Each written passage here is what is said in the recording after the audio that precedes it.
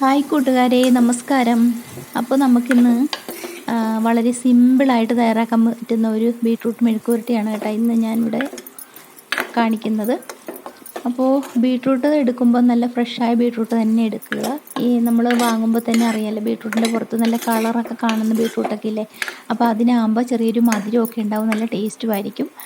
അപ്പോൾ അതെങ്ങനെ തയ്യാറാക്കുന്നത് നോക്കാം. അപ്പോൾ അതിനായിട്ട് ഞാനൊരു ബീട്രൂട്ടാണ് എടുത്തിരിക്കുന്നത്. നന്നായിട്ട് കഴുകി അരിഞ്ഞെടുത്തിട്ടുണ്ട്. അത് നീളത്തിലാണ് ഞാൻ അരിഞ്ഞെടുത്തിരിക്കുന്നത്.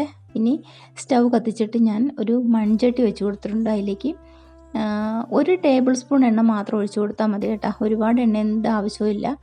എന്നിട്ട് കടുക് പൊട്ടിക്കുക. കടുക് പൊട്ടിക്കഴിഞ്ഞപ്പോൾ അതിലേക്ക് വറ്റൽമുളകും കറിവേപ്പിലയും ചെറിയുള്ളി വട്ടത്തെ എരിഞ്ഞതും കൂടെ ചേർത്ത് കൊടുത്തിട്ടുണ്ട്. ഇനി എല്ലാം അത് മൂത്ത് വന്നപ്പോൾ അതിലേക്ക് നമ്മൾ അരിഞ്ഞു വെച്ചിരിക്കുന്ന ബീട്രൂട്ട് ഇട്ട് കൊടുത്തിട്ടുണ്ട്. അപ്പോൾ അതിനാവശ്യമായിട്ടുള്ള അല്പം ഉപ്പും കൂടെ ഈ സമയത്ത് ഞാൻ ചേർത്ത് കൊടുത്തിട്ടുണ്ട്. ഇനി എല്ലാം കൂടെ നന്നായിട്ടൊന്ന് യോജിപ്പിച്ച് കൊടുക്കാം. ഇനി ഈ ബീട്രൂട്ട് ഒന്ന് വെന്ത് വരാൻ വേണ്ടിയിട്ട് ഇതിലേക്ക് ഒരു 1/2 ഗ്ലാസോളം വെള്ളം ഒഴിച്ചു കൊടുക്കണം. അപ്പോൾ വെള്ളത്തിലാണ് നമ്മളിത് വേവിക്കുന്നത്. അപ്പോൾ ബീട്രൂട്ട് എല്ലാം വെന്ത് വരട്ടെ. അപ്പോൾ എല്ലാം യോജിപ്പിച്ചതിന് ശേഷമാണ് ഞാൻ അതിലേക്ക് വെള്ളം ഒഴിച്ചു കൊടുക്കാൻ പോണത്.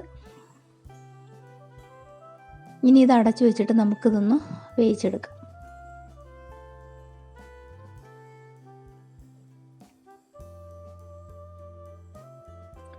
അപ്പോൾ ഇതാ നമ്മുടെ ബീട്രൂട്ടൊക്കെ വെന്ത് കിട്ടിയിട്ടുണ്ട്.